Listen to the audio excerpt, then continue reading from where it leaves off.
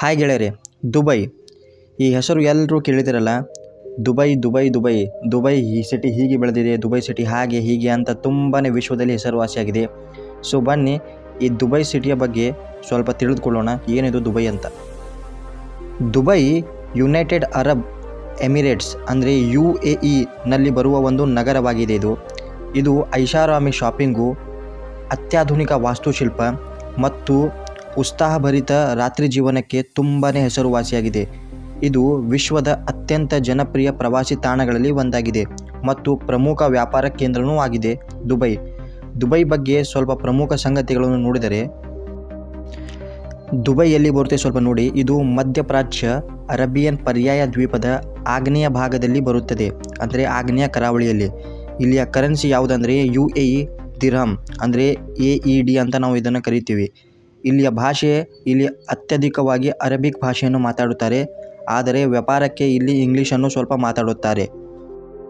ಇಲ್ಲಿಯ ಜನಸಂಖ್ಯೆ ನೋಡಿದರೆ ಸರಿಸುಮಾರು 3.5 ಮಿಲಿಯನ್ಗಿಂತ ಹೆಚ್ಚು ಜನರು ಇಲ್ಲಿ ವಾಸವಾಗಿದ್ದಾರೆ, ಅಂದರೆ 35 ಲಕ್ಷ ನೀವು ತಿಳ್ಕೊಡಿ. ಇಲ್ಲಿ ಹವಾಮಾನ ನೋಡಿದರೆ ಇದು ಬಿಸಿ ಮರುಭೂಮಿ ಒಂದು ಹವಾಮಾನ. ಆ ಮರುಭೂಮಿಯಲ್ಲಿ ತುಂಬಾ ಬಿಸಿ ಇರುತ್ತದೆ, ಅದು ನಿಮಗೆ ಗೊತ್ತಿದೆ. ಅತ್ಯಂತ ಬಿಸಿಯಾದ ಬೇಸಿಗೆ ಇಲ್ಲಿರುತ್ತದೆ. ಟೋಟಲು ಇಲ್ಲಿ 40 ಡಿಗ್ರಿ ಅಥವಾ 50 ಡಿಗ್ರಿ ಸೆಲ್ಸಿಯಸ್ ಇಲ್ಲಿ ವಾತಾವರಣ ಇರುತ್ತದೆ. ಮತ್ತು ಸೌಮ್ಯ ಚಳಿಗಾಲ, ಅಂದರೆ ರಾತ್ರಿ ಹೇಳ್ತಾ ಇದ್ದೀನಿ, 15 ಡಿಗ್ರಿ ಅಥವಾ 25 ಡಿಗ್ರಿ ಇರುತ್ತದೆ ರಾತ್ರಿ ಇಲ್ಲಿ ಹವಾಮಾನ. ಇಲ್ಲಿ ಸ್ವಲ್ಪ ಆರ್ಥಿಕತೆ ನೋಡಿದರೆ, ಆರ್ಥಿಕತೆಯಲ್ಲಿ ಇಂಪಾರ್ಟೆಂಟ್ ಇವ್ರದ್ದು ಪ್ರವಾಸೋದ್ಯಮ, ರಿಯಲ್ ಎಸ್ಟೇಟ್ ಮತ್ತು ವ್ಯಾಪಾರ ಮತ್ತು ಹಣಕಾಸಿನ ಇದು ಒಂದು ಇಂಪಾರ್ಟೆಂಟು. ಮತ್ತು ತೈಲ ಉತ್ಪಾದನೆ ಅಂದರೆ ಪೆಟ್ರೋಲಿಯಂನಲ್ಲಿ ಇವರ ಆರ್ಥಿಕತೆ ಇದೆ. ನೀವು ದುಬೈಗೆ ಪ್ರವಾಸಕ್ಕೆ ಹೋದರೆ ಅಲ್ಲಿ ಏನೆಲ್ಲ ನೋಡ್ಬೋದು ಅದು ನಿಮಗೆ ಗೊತ್ತೇ ಇದೆ, ಅಂದರೂ ಸ್ವಲ್ಪ ಹೇಳ್ತೀನಿ ಕೇಳಿ ಡಿಟೇಲ್ ಆಗಿ. ಮೊದಲೇದು ಬುರ್ಜ್ ಖಲೀಫಾ, ವಿಶ್ವದ ಅತಿ ಎತ್ತರದ ಕಟ್ಟಡ. ಇದು ಇಷ್ಟು ದೊಡ್ಡ, ಅಂದರೆ ಇಡೀ ಜಗತ್ತಿನಲ್ಲಿ ಇಂಥ ಇಷ್ಟು ದೊಡ್ಡ ಬಿಲ್ಡಿಂಗೇ ಇಲ್ಲ. ಇದರಲ್ಲಿ ನೀವು ಇನ್ನೂ ಡಿಟೇಲ್ ಆಗಿ ಹೇಳಬೇಕಂದ್ರೆ ಇಲ್ಲಿ 3 ಸಲ ನೀವು ಸೂರ್ಯೋದಯ ಮತ್ತು ಸೂರ್ಯಾಸ್ತವನ್ನು ನೋಡ್ಬೋದು. ಇನ್ನೊಂದು ಬುರ್ಜ್ ಖಲೀಫಾ ಮೇಲೆ ಒಂದು ಸಪ್ರೇಟಾಗಿ ವಿಡಿಯೋ ಮಾಡಬೇಕಾಗುತ್ತದೆ. ಅದರ ಬಗ್ಗೆ ಡಿಟೇಲ್ ಆಗಿ ಹೇಳಬೇಕಂದ್ರೆ ನೀವು ಕಮೆಂಟ್ನಲ್ಲಿ ಬರೀ ಎಸ್ ಅಂತ ಬರೆದರೆ ಅದರ ಮೇಲೆ ಒಂದು ವಿಡಿಯೋ ಮಾಡ್ತೀನಿ ಬುರ್ಜ್ ಖಲೀಫಾ ಮೇಲೆ. ಸೊ ಎರಡನೇದು ದುಬೈ ಮಾಲ್, ಇದು ಅತಿ ದೊಡ್ಡ ಶಾಪಿಂಗ್ ಮಾಲ್ಗಳಲ್ಲಿ ಒಂದಾಗಿದೆ ಇಡೀ ಜಗತ್ತಿನಲ್ಲಿ. ಎರಡನೇದು ಪಾಮ್ ಜುಮೇರಾ, ಇದು ತಾಳೆ ಮರದ ಆಕಾರದಲ್ಲಿರುವ ಮಾನವ ನಿರ್ಮಿತ ದ್ವೀಪ. ಅಂದರೆ ಇದನ್ನು ಇಲ್ಲಿ ಸಮುದ್ರದ ಮೇಲೆ ಮನುಷ್ಯರೇ ಕಟ್ಟಿದ್ದಾರೆ ಇದನ್ನು.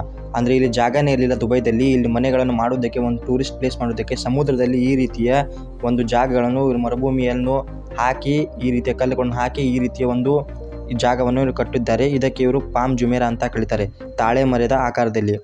ಎರಡನೇದು ಬುರ್ಜ್ ಅಲ್ ಅರಬ್, ಇದೊಂದು ಹಾಯಿ ಪಟದಲ್ಲಿರುವ ಆಕಾಶದಲ್ಲಿ ಬರುವ ಒಂದು ಐಷಾರಾಮಿ ಹೋಟೆಲ್. ಇದು ಅಂದರೆ ಇದನ್ನು 7 ಸ್ಟಾರ್ ಹೋಟೆಲ್ ಅಂತ ಕರೆಯುತ್ತಾರೆ. ಇಡೀ ಜಗತ್ತಿನಲ್ಲಿ ಇದು ಒಂದೇ ಇರೋದು 7 ಸ್ಟಾರ್ ಹೋಟೆಲು, ಮತ್ತು ಎಲ್ಲೂ ಇಲ್ಲೇ ಇಲ್ಲ ಇಂಥ ಹೋಟೆಲು.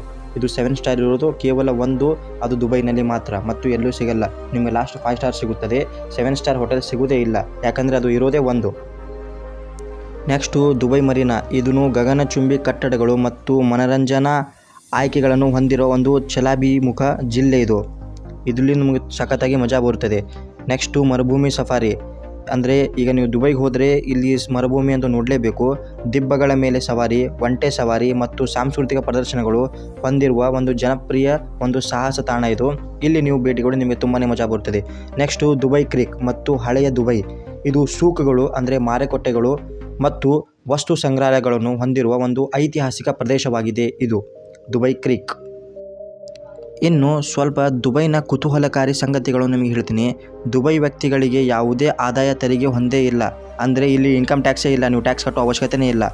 ಅಂತಾರಾಷ್ಟ್ರೀಯ ಪ್ರಯಾಣಕ್ಕೆ ಇದು ವಿಶ್ವದ ಅತ್ಯಂತ ಜನನೀಯ ಒಂದು ವಿಮಾನ ನಿಲ್ದಾಣ ಇದು ಹೊಂದಿದೆ. ಅಂದರೆ ಇಡೀ ಜಗತ್ತಿಗೆ ನೀವು ಎಲ್ಲಿ ಬೇಕಾದರೂ ಟ್ರಾವೆಲ್ ಮಾಡೋದಕ್ಕೆ ಡೈರೆಕ್ಟ್ ನಿಮಗೆ ಫ್ಲೈಟ್ ಸಿಗುತ್ತದೆ, ಕೇವಲ ಅದು ದುಬೈನಲ್ಲಿ. ಇದಕ್ಕೆ ನಾವು DXB ಅಂತ ಹೇಳ್ತೇವೆ. ನೆಕ್ಸ್ಟು ಪೊಲೀಸರು, ದುಬೈನ ಪೊಲೀಸರು ಇಡೀ ಜಗತ್ತಿನಲ್ಲಿ ಶ್ರೀಮಂತವಾದ ಪೊಲೀಸರು.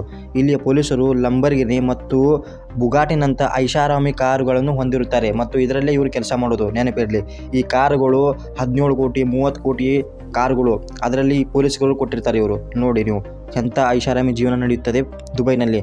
ಇದು ವಾರ್ಷಿಕ ದುಬೈ ಎಕ್ಸ್ಪೋ ಅಂತ ಇಲ್ಲಿ ನಡೀತದೆ, ಮತ್ತು ದುಬೈ ಶಾಪಿಂಗ್ ಉತ್ಸವ ಒಂದು ಆಯೋಜಿಸುತ್ತಾರೆ. ಇಲ್ಲಿ ತುಂಬಾ ಸಖತ್ತಾಗಿ ಮಜಾ ಬರುತ್ತೆ. ದೇಶದಿಂದ ವಿದೇಶದಿಂದ ಜನರು ಹೋಗ್ತಾರೆ. ನಮ್ಮ ಇಂಡಿಯಾದವರು ಅಂತೂ ಕೇವಲ ದುಬೈಗೆ ಹೋಗ್ತಾರೆ.